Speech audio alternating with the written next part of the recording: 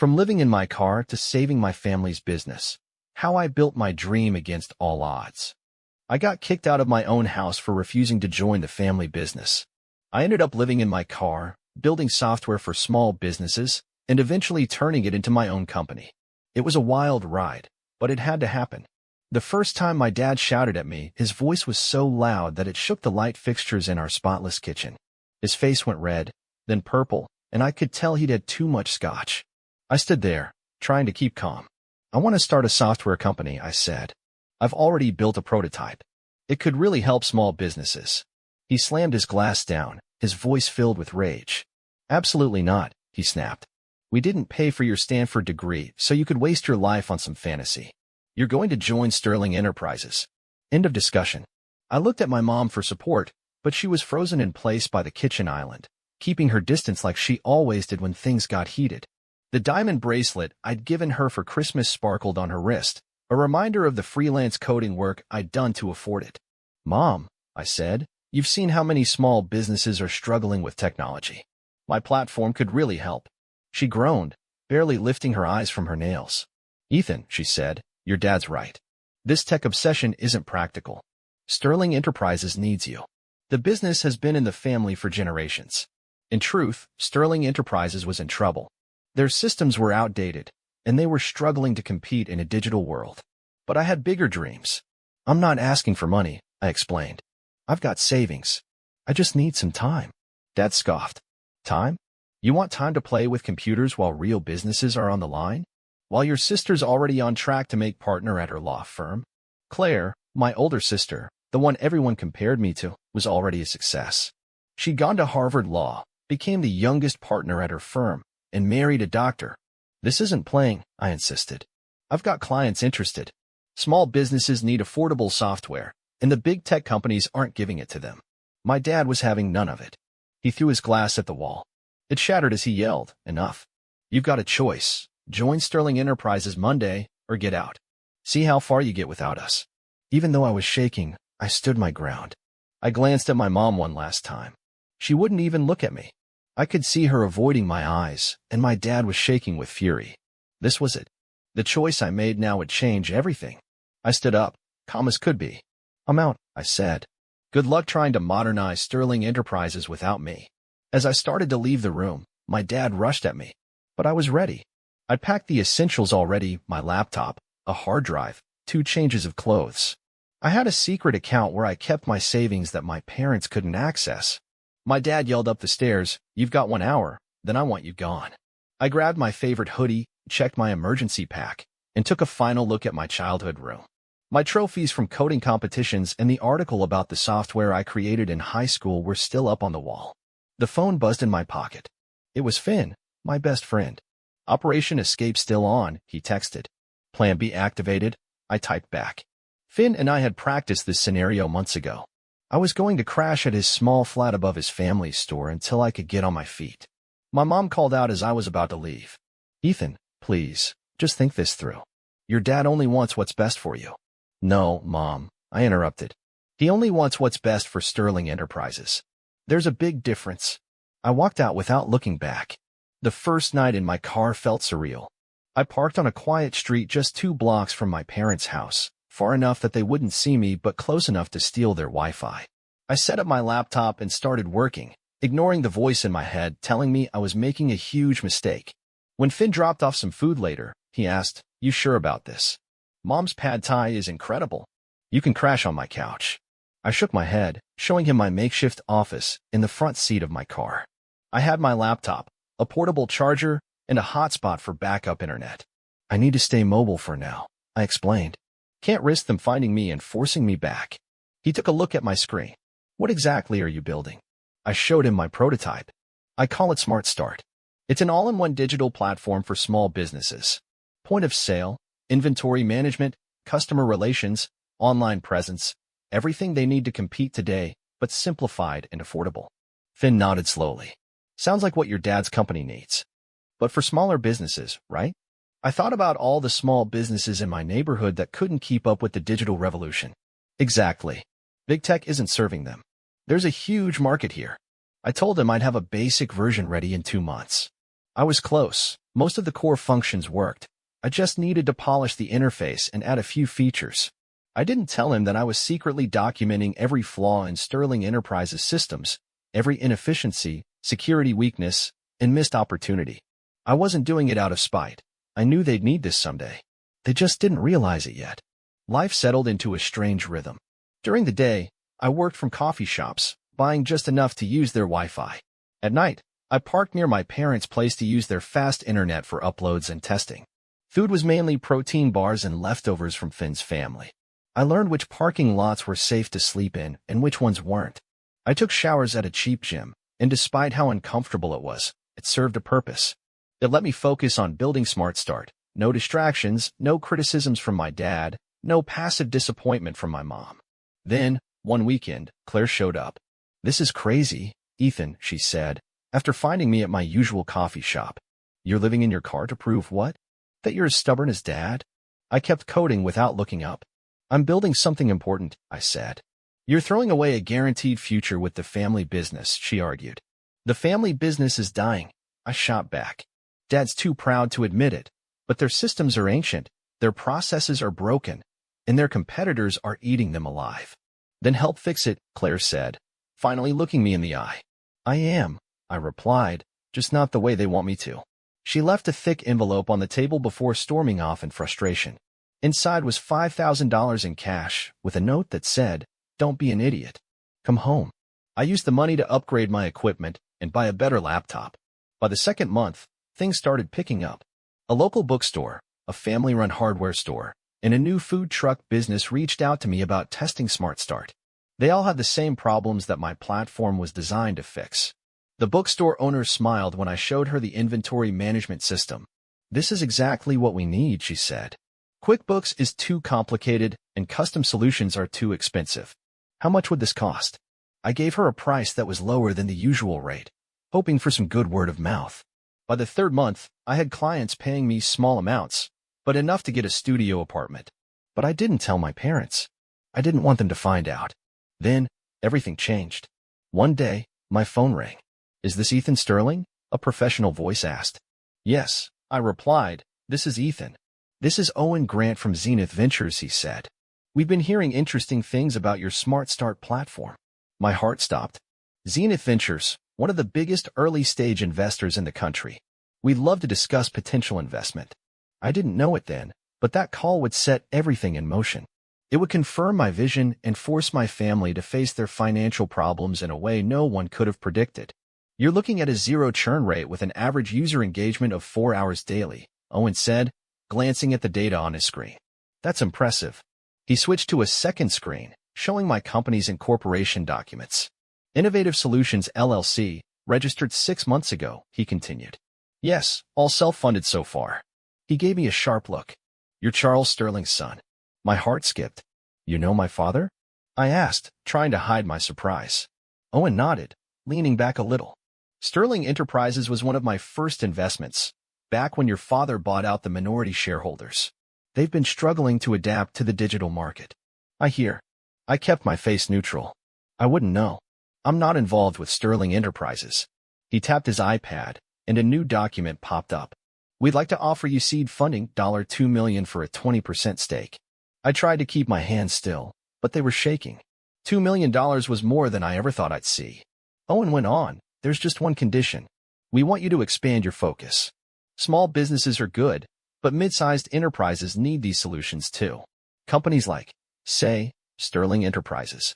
I felt the trap snap shut. "You want me to target my family's business?" I asked, keeping my voice calm. He gave a slight smile. "I want you to target a market segment that desperately needs modernization. If your father's company benefits, well, that's incidental." I thought about the many nights I'd sat in my car outside their house, using their Wi-Fi to work on what they rejected. My mother's silence and my father's anger, all because I was building something they couldn't see. "I need full control of the company's direction," I said. "No interference with the core mission." Owen slid a folder toward me. "Of course.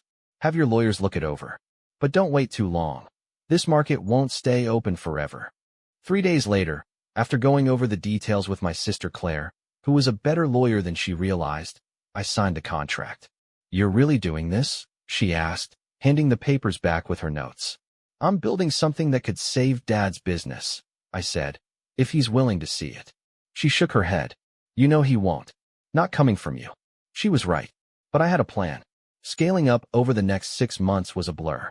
I'd have given Mom a heart attack if I rented office space, so I used a converted warehouse and hired salespeople, designers, developers, anything to grow Smart Start.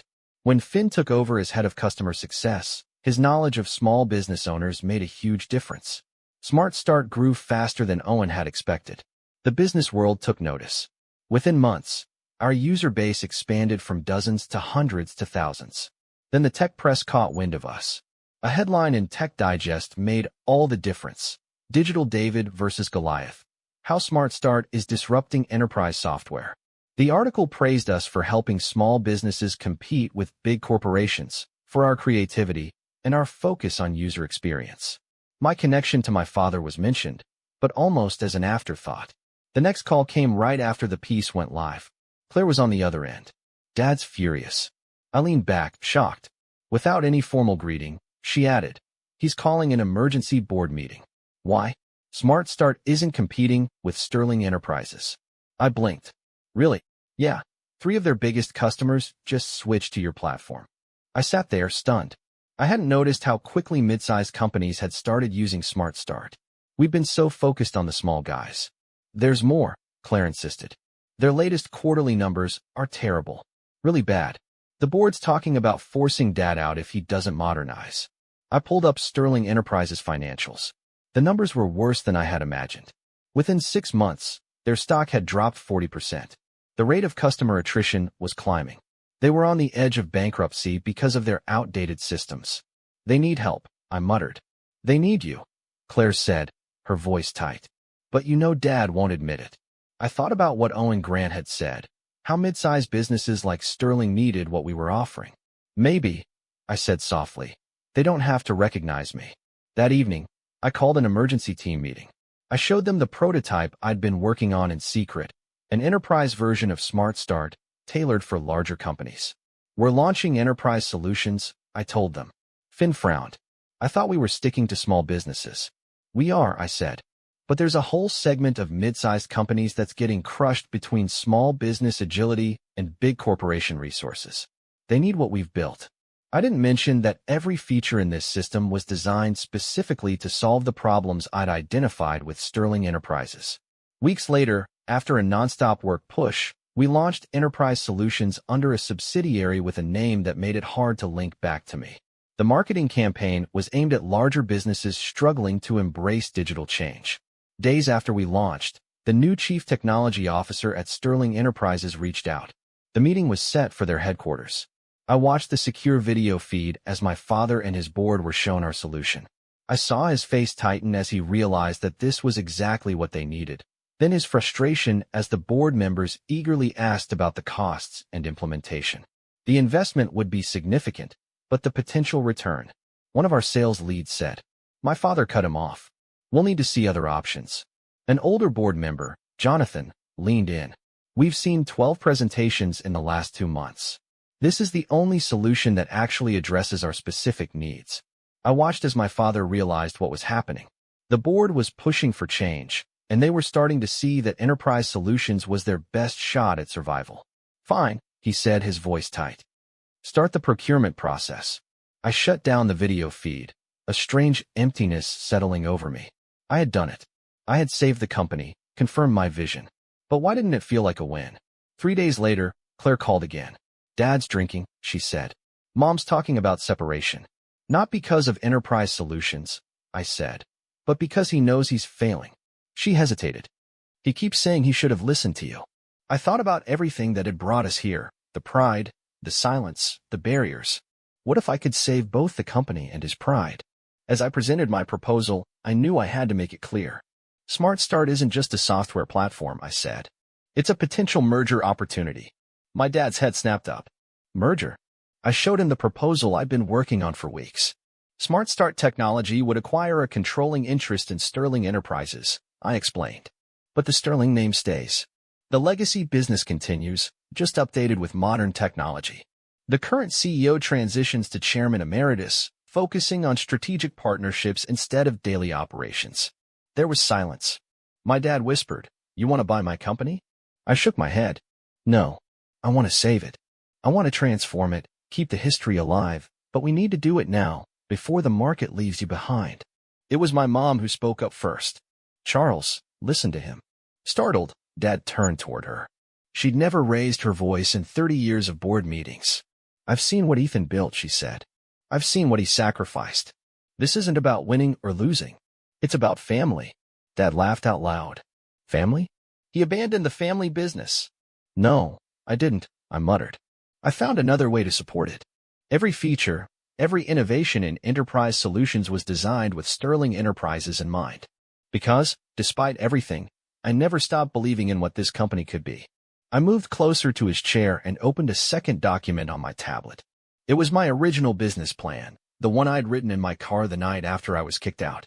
The title said it all: Project Phoenix, Modernizing Sterling Enterprises Through Independent Innovation. Dad stared at the paper, his face showing a dawning recognition. "This was your plan all along?" "Plan B, actually," I said. "Plan A was to get you to modernize from within. But you weren't ready to listen then." Owen Grant stood up. "The board needs to vote on this merger proposal by the end of the day. I suggest we take a brief recess to process this." I was left alone with my dad. He stared at the proposal, looking lost. Finally, he spoke. "Why didn't you tell me? Would you have listened?" I asked. "Really listened, not just heard what you wanted to hear?" He sat in silence for a while, then ran his hand through his gray hair. "You built all this using our Wi-Fi?" I couldn't help but laugh. "That's what you're focusing on?" He shook his head. "No. I'm just trying to understand how my son went from living in his car to offering to buy my company in less than 2 years." "The same way you built this company," I said. "By seeing opportunities everyone else missed. By working harder than anyone thought possible. By believing in something bigger than myself." He nodded slowly. "Your grandfather would have loved this. He always said the best business lessons come from proving the skeptics wrong." "I learned that from you," I said. "All those stories about how you built Sterling Enterprises, how you proved everyone wrong who said it would fail. I just did it my way instead of yours." The merger passed with a unanimous vote after what felt like the longest wait of my life. My dad, now chairman emeritus, had supported it. The changeover wasn't easy, especially with family businesses. But slowly, things began to change. Sterling Enterprises kept the name but updated the brand. My grandfather's original business model remained, but now it thrived using modern technology. A year later, I was sitting in Dad's office, now our office, looking over the quarterly figures. They'd exceeded every expectation. "You were right," he said, suddenly breaking the silence. "Right about what?" "Everything," he said. "The technology, the market changes, the need to adapt." He pointed to the table with our most recent figures. I was too proud to see it, too afraid of losing control. "But now I'm proud of what you've built, what we're building together." My phone buzzed with a message from Finn about a possible new acquisition, another family firm in trouble, one that needed exactly what we produced. I pulled up the plan. "Speaking of building, what do you think about expanding our enterprise division?" He grinned, a real smile, the kind I hadn't seen in years, before anxiety and tension had hardened him. "Tell me more." Later that evening, as I drove by our old place, I thought about how far I'd come. There was still Wi-Fi, and they still didn't know I'd changed their system a month ago. I smiled, thinking back to that first night in my car, coding under the dim light of my laptop, driven by resentment, willpower, and the need to prove everyone wrong. But I learned something along the way. Success wasn't about proving others wrong. It was about building something undeniable, creating your own credibility, something so solid even the hardest critics had to recognize its worth. My mom texted, reminding me it was family supper time. As I replied, "Coming," I couldn't help but smile. The old conversations were gone, the judgment, the criticism. Now, it was all cooperation, all genuine interest. I texted back, "Very funny. Your father says, bring the new acquisition proposal." And yes, he's actually smiling about it. Thinking of how far we'd come, from rejection to reunion, from rivalry to cooperation, I couldn't help but feel like I'd not only won his approval but also given him a whole new perspective on what was right.